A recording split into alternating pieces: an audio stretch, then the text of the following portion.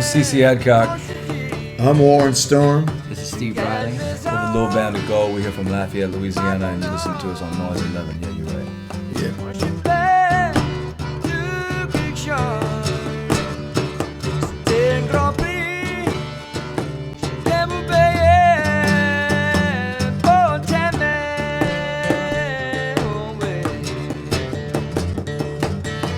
Welcome to Noise11.com. It's great to have Lil Band O Gold back with us again since 2010, last time here. It's good to be back. Yep. Yes, indeed. It's a little bit cooler this time around because I think it was in summer the last time. Well, yeah. So it's a bit chilly, as why we're all rugged up here today. Yeah. So Warren in the middle. We've got Steve Riley down here on the end. The old man is in the middle. C.C. down The old yonder. sandwich. The old man is in the middle. Well, there's some interesting stuff to talk about because this is the album that I think I've had on high rotation in my car and office and home for the last couple of weeks. Cool. The Plays Fats record. When did the idea for this start up? It just happened by mistake. We just It was decided. a very pleasant mistake. Then, Warren. well, yeah, we had just finished the Promised Land CD. Mm-hmm. And a couple of days or maybe a week after or something, we just went in there and let's say, why don't we just put some Fats Domino songs down on tape, never believing it was going to be released. So, it's not a mistake, but it's a good one. It's a good mistake, yeah. Yeah, because the Fats Domino thing, in the movie we saw a bit of you guys with Fats Domino. Was that when you first met Fats Domino? I've been knowing Fats since 1953. Wow. Bobby Charles and I lived in Abbeville, and we used to drive and go see Fats record at Cosmo Studio, and his musician would play after hours. And after hours was like 3 a.m. until the sun rises. So they'd do sessions during the day and work and play after hours at night. So I got a chance to see Charlie Williams and Lee Allen and Herb Hardesty and back then. Some Magic amazing days. names. Magic days. Yeah. Charlie Williams on the drums. Hungry. And he let me sit in with the band at one time, which was amazing. Come play. How old were you then? I was, about 17, 18, 17, something like that. Yeah, what do you think of that, Steve? When you hear Warren talking about things that were happening in 1953, that was before you was born. Before any of us were born. I know it's an amazing history that he has, and an amazing connection to time before we were born, like you said. And I mean, it's some of the best music, New Orleans music. Fats Domino, the pioneer of rock and roll. Absolutely, man. No better. And We came into Tippatina's one night where Warren actually got the shirt on. We were playing at this club called Tippatina's. Yeah. And Fats was just hanging out, And that's where it really started. That's where the idea really came together because there was Fats just hanging out in the club one afternoon. He just, you got to understand, in post-Katrina, after the storms and everything, everybody was displaced. Fats was out of his old neighborhood where he had lived since he cashed that first big royalty check in the 50s and had built a nice house right up the street from where he had grown up with his family and his mother and everybody. So this is the first time ever he was displaced, and they had him living across the river in some McMansion, gated community or something like that. So he was just missing hanging out on a Saturday afternoon because his, around Fats's old house in the 9th Ward, people just stop by, his old buddies, his friends, people from the neighborhood. They cook steaks, play piano out on the porch and hang out. And now he's just looking for a place just to hang out and have maybe a cold beer and just. We went to Tippatina's to do it, and this was the time that they had a Fats Domino tribute too. Yeah, we had Robert Plant came. Yeah, Plant had been in town. We were all hanging out, recording, and then we go to the sound check, and Fats is just hanging out there, and so immediately Warren starts playing Fats Domino songs for his idol, and for his hero, and Warren's our hero. So it was just kind of like this cool thing that was happening because we all idolized Fats. Then he asked Pat Broder, our sax player, what key are they playing in? And he said, well, you mind if I sing a song? and he ended up singing about 5 or 6 songs. Yeah, he started singing songs with us. Just we ran a mic down on the floor. It was just our band and him. And some old guys sweeping up, and Yeah. so there we were on a spring afternoon playing with Fats Domino. I mean, Which so- was awesome. Steve Raleigh immediately called his friends. Hey, guess what we got here? Man, Fats Domino. it was just it was the best. Yeah. You don't get any better than that. Later that night, Plant actually came and sat in with us, and it was a great night. You know, you can imagine everybody was buzzing, and he got up on stage and just killed it, and just drove everybody crazy with singing and just making an appearance. Was that video footage we saw in It the was movie? 2007. Yeah. Yeah. And but it was funny because we were like, you know, we got to play with Fats earlier that day, so that was And That he was all- said that's all he it said took. himself he hadn't had a good time like that in years. yeah, that's right. You know, he never did that before in his life. Yeah, he doesn't sit in No. and hang out much. That was No. very, very, very, very extraordinary day. This is in 07. Mm. And he performed a while after that at Tippatina's. They made a documentary of him. Played a gig, yeah. Yeah, he played So it. That must have been the final gig that he played. Yeah, I don't think he'll probably ever play again. But I think he's still in good health. But he just, he's such a consummate performer, and he wants his show to be so great, and he never put on I don't think Fats has ever made a bad record or done a bad show that I've ever heard of. And so I think he's at that point So, now where just rather leave it alone than risk, not being able to deliver what people want from him. So- Has he heard this record? I don't think so. Probably not. We have to get one. We have friends of ours that are friends of his, and we try to get it over to him.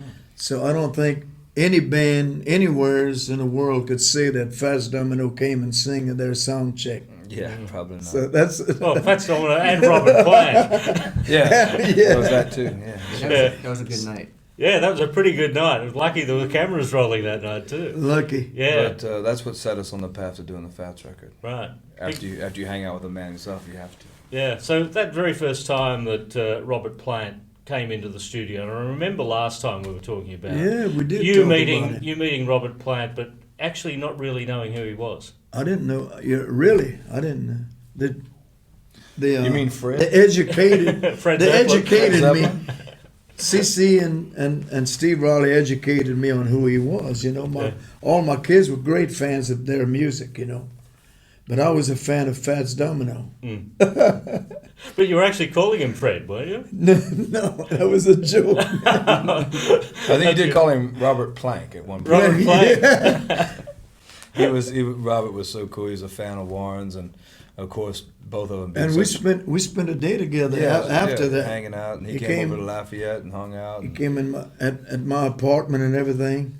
And we went to family. Crowley, see where I recorded in the 50s. He wanted to go see the studio and everything. So we did take a ride in Crowley, Louisiana. That was a big day. Yeah. So you had him perform 2 tracks on this record, then, Yeah. which is Yeah, those Amazing. we cut those. We cut those whenever we cut the stuff at Tipatina's at the sessions. The we came tribute to down for, Fats. and Things went so well and they went so quick. We decided to roll off another couple. So yeah. had some extras laying around. Just had him sitting there in the safe, Yeah. Money in ready the for bank. the album. It was really, it was really Which sweet. we didn't know was going to happen. No, well, tell I mean, tell me about this Australian connection on the Plays Fats record, because both Jimmy Barnes and Tim Rogers also do vocals on this record, which is fantastic for Australia. Yeah, that's. Tim Rogers is my uncle, so Jimmy Barnes. Steve Riley is the youngest member of the band, Jimmy, obviously. no, Jimmy Barnes is my daddy. I'm here to settle up some child support. Yeah. Figured he could maybe loan us a few dollars by co-signing the record and paying back a little bit. Yeah. Well, I guess everybody in Australia knows who Barnesy is. How did you know who he was? He was a fan of Band O Gold, and I'd heard about Cole Chisel, and always liked him and Ian Moss and the way they sang, and so when we found out that he dug The Promised Land, we decided to reach out to him and see if we could. Australia's been really good to us. We've had some great fans down here, some magical nights, sold some records, and made a lot of friends. and so we thought we'd include, hey, let's get some local cats. We're the Lil Band O Gold. We just came together because we like hanging out with our heroes and all the hometown cats, just this amalgamation of people from our hometown, but it can kind of happen anywhere. I'm sure you could get musicians in this town that would be like the Melbourne version of Lil Band O Gold. So it's nice to include, all sorts of different cats and just try to mix it up. And so that's how Jimmy Barnes came into it. And we just talked on the telephone a few times. He was really, really, really sweet and knows his rock and roll. And of course, the common denominator is Fats. Everybody loves Fats, and that music just lights everybody up. And so he picked a song. We cut it up in Louisiana. That's the only unfortunate thing is we didn't get to all get together in a room, which is sort of cheating. But we made a track that sounded real live and loosey goosey, and he put his vocal to it and sent it back to us, and it was like that. And there it is. And Lucinda Williams is on there. Annie DeFranco is on there as well. Yeah, those are just friends that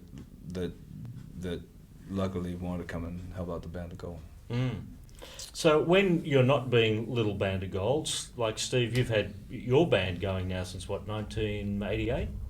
Still going strong? Still going strong. We were on the road for 3 weeks right before this tour started, and things are going well with the Playboys. Our latest CD was nominated for a Grammy Award. C.C. produced it, and Great record. things are good. We're gonna record again probably at the end of the year, and are pretty busy. Yeah. C.C., you've worked with a lot of people over these years. Been fired from some of the best.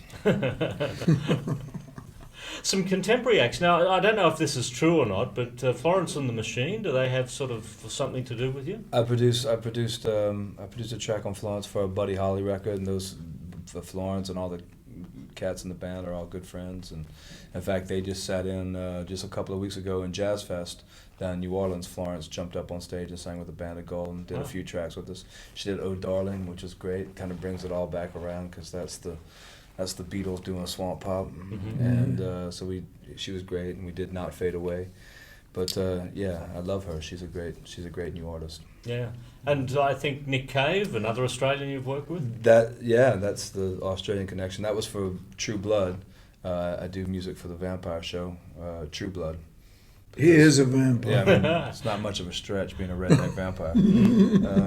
But you're the one that lives in the coffin.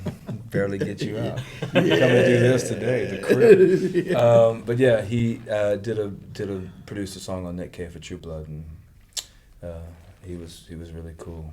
Great cat. Dresses really nice. I was looking on YouTube earlier on today, and your very old song, Prisoner's song, "Mama, Mama, Mama," is actually up there on YouTube, so people can actually listen to that. That's great. That's the old recording, the original. The original recording, Yes. On that purple label. Yep. Yeah. The NASCO. Yeah. How big a hit in America was that for you? Well, it was in the top 100s, number 80 on Billboard. So you were quite a pop star in your day. Well, yeah. That's what they called it, swamp pop. Yeah. I'm the swamp papa. So that was called swamp pop way back then. No, it was just pop. Yeah. It was categorized as just pop music. It wasn't until the 70s a guy called John Brovin came down and an Englishman, wrote this book called South to Louisiana. And swamp pop was a term that he coined to try to explain, that special feel. It was music from the South, Everybody was making rock and roll all over the world, especially in America in the late 50s and early 60s. But the stuff from South Louisiana that the Cajun and Creole boys were making was a little different, had a little different beat, and had different backbeat, and had different dialect to it, and maybe even a more of a sing-song melody. And it was all based heavily on just Fats Domino, really. But like Warren says, it's just South Louisiana rock and roll, South Louisiana music. It's just got a special feel to it. But John Brovin actually coined it swamp pop. Yeah, he went around and interviewed all the musicians that were playing that type of music. Cooking the cupcakes and everybody. Johnny Allen, Cooking Cupcakes, Tom McLean, Clint West, and everybody that's sort of extended members of the Band of Gold. Bobby Charles was one of the first ones that started recording with Cosmo's recording staff musicians. the same band that recorded with Little Richard and Fats Domino and Shirley and Lee and everybody. He was so fortunate to record with these wonderful musicians, man. I wish I would have did some sessions there too. That was the sound. That was the sound that we still chase. Yeah. Well, it's good to get you guys back into Australia and Lil Band O Gold here at Noise 11. Good to be here. Good to be back in Australia.